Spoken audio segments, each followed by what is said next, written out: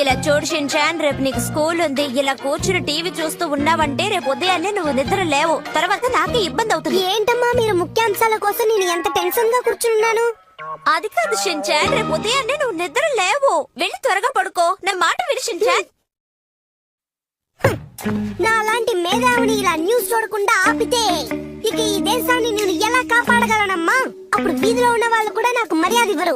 ప్రపంచ విషయాల్ని మన ఫింగర్ టిప్ లో పెట్టుకుంటేనే కదా టాప్ లో ఉంటాం. నమస్కారం. ఈనాటి వార్తా విశేషాలు. అమెరికా ఆర్థిక చూసారా, ముఖ్యాంశాలు చెప్పడానికి వచ్చేసారు. ఎవరు చెప్పండి? ప్రపంచం గురించి తెలుసుకున్నది చాలు. మర్యాదగా వెళ్ళి త్వరగా పడుకో. వెళ్ళు షిన్చాన్, వెళ్ళు. ముఖ్యాంశాలు మూలపడ్డాయి.